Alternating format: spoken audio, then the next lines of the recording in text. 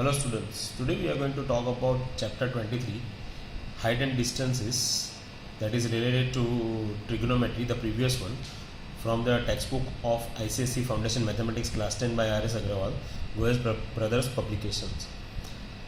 In board examination, you will find a sum from this chapter of either 3 marks or 4 marks, and there will be one question or two questions either in section A or section B.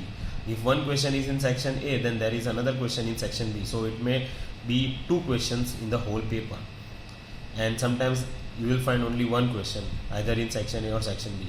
But anyway, this is our time to study about height and distance and episode 7.1. It is a part of trigonometry. Height and distance is basically related to the trigonometry at the basic level. Let us use the practical part of the trigonometry as height and distances for determining height, distances and the angle of the objects like mountain, trees, pillar, width of the river, etc. Here two things that you require to know is angle of elevation and angle of depression. Angle of elevation, if you see the meaning of elevation, that is to elevate. Elevate means to rise, that is from the lower point to higher point, and depression means to depress, that is from the higher point to lower point, to the lower point. The angle of elevation, as for example that I have drawn a diagram here, there is a tower, I have named it CB and a point A. From the point A, if you are watching to the top part of the tower, that means it gives you the angle of elevation. That means from point A you are observing to the point C, the top part of the tower, that is elevated. That is from the lower point to higher point. So that is an angle of elevation. So here theta is an angle of elevation. And angle of depression means from a higher point to the lower point. That is from the top of the tower to the point A on the ground. So C is the top of the tower and you are observing to the point of the ground A. So angle of elevation and angle of depression both are going to remain same. So that means it is going to work it out in this manner.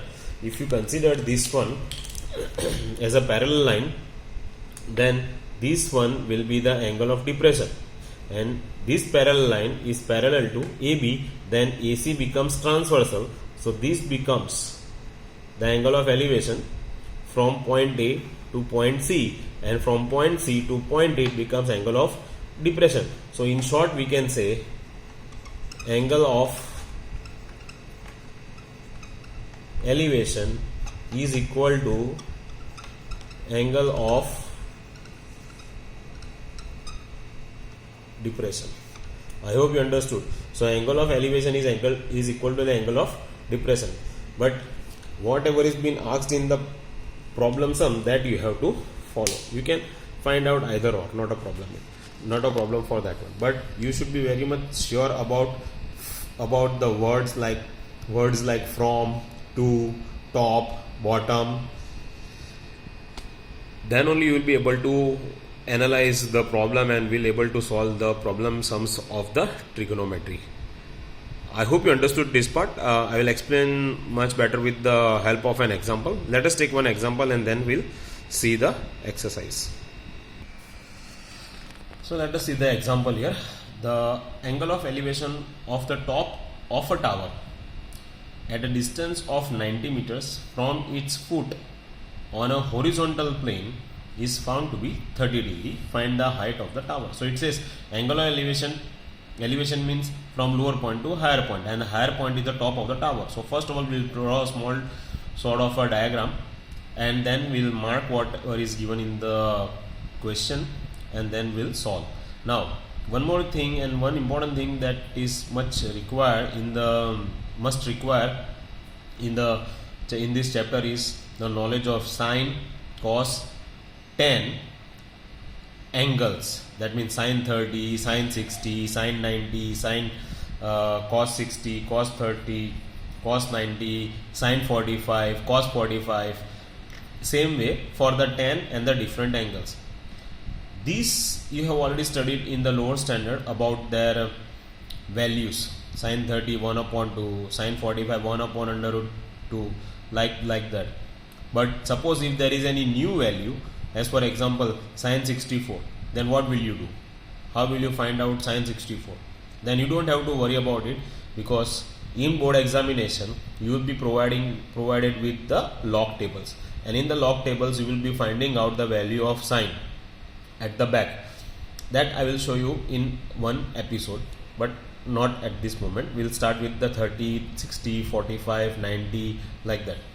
Anyway, and suppose if the log tables are not provided, then in the starting, on the front page of the board paper, in the instructions they will be giving you the value of those angles. As for example, if sine 64 is asked, then what is the value of sine 64 you don't know, and you don't want to have log table, and log table is not provided to you. At that time it will be mentioned in the instructions, or it will be mentioned next to the question. I will show you when it comes, but let us work it out the simple one first, and then we'll start with that type of complicated sums. So let us work it out with a small diagram, and then find out the height of the tower. So we'll find the height of the tower. First of all, we'll draw the diagram. So here I have drawn two diagrams. Both the diagrams are correct. In this one, the tower is to my right hand side, and in this one the tower is on my left hand side.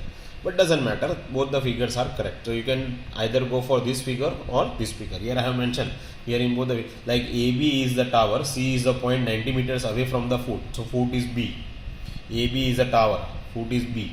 So from B, C is how many meters away? 90 meters away. And what we have to find out? The height. That means this is H. H stands for the height. So it is not hypotenuse. Don't consider it wrong. H stands for height here. So here we have to find out the height of the tower AB, right? And angle of elevation. So that is from the C to A, from the lower point to higher point. Higher point is top of the tower. It says top of the tower here. Top of the tower here. Same thing. So now let us work it out by using the ratios. I hope you understood the ratios. We have already done the ratios in chapter number 22, trigonometry. Sine, tan, cot, cos. Sine means opposite upon hypotenuse. Cos means adjacent upon hypotenuse. Tan means opposite upon adjacent. All these things you should know. These are the basic things that you require to know in this chapter. So let us work it out. So now it begins with the ratios that what we are going to use here. If you see, we have to find out the height. We have got the angle, and we have got the distance between the foot and the point C, that is 90 meters. So I haven't got the, if I consider this one as a right angle triangle, then I haven't got the hypotenuse. That means I have not got the distance between the point C and the top of the tower. I don't have that one. So I am having, if I consider this right angle triangle with angle B as a 90 degree, with B as a 90 degree, then if you see, I have sine, cos and tan. In that one I am going to use tan, because in tan I am going to have opposite upon adjacent. So I will be writing tan theta is equal to opposite upon adjacent. So I have got the opposite one. Tan theta means tan 30 degree, opposite is there and adjacent is there.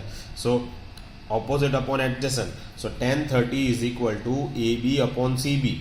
That is going to be tan 30. Now what is the value of tan 30? That is what I was talking to you before, that you should know the table of the different values of 0, 30, 45, 60, 90 of sine, cos and tan. That we have already done in lower standard as well as in chapter number 22, trigonometry.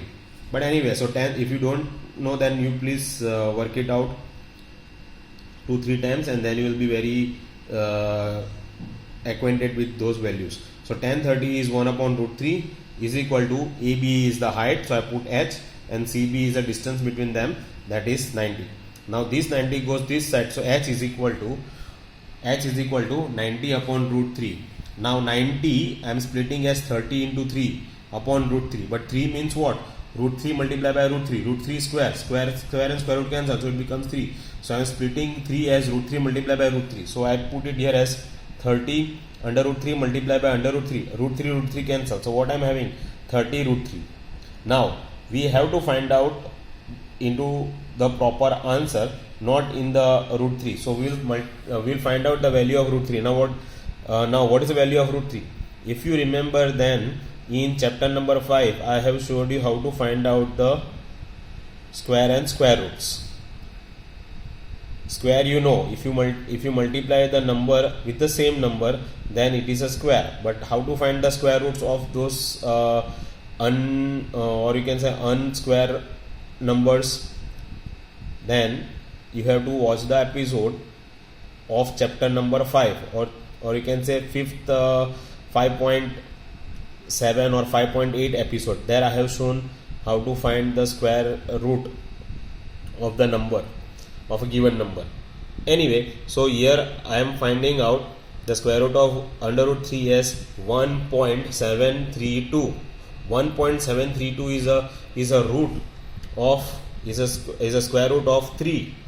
Now one more thing that you should be aware of, you don't have to waste time in finding out square root. You should be aware and you should know the roots of 3, 2, 5, 7, because these are going to be used many times. So once you know, then it will be very easy for you to write the roots of such numbers like 2, 3, 5, 7, like that. Okay, anyway, we are moving further. So h is equal to 30 multiplied by 1.732, that is h is equal to 51.96 meters. So the height of the tower is 51.96 meters. Make a box here so that the examiner will able to identify your answer. So this is how we do the sum. I'll do few more examples and then we'll switch on to the exercise. I hope you understood this one. I'll do few examples in the next episode. If you have any questions or any doubts, please comment in the comment box. Thanks very much.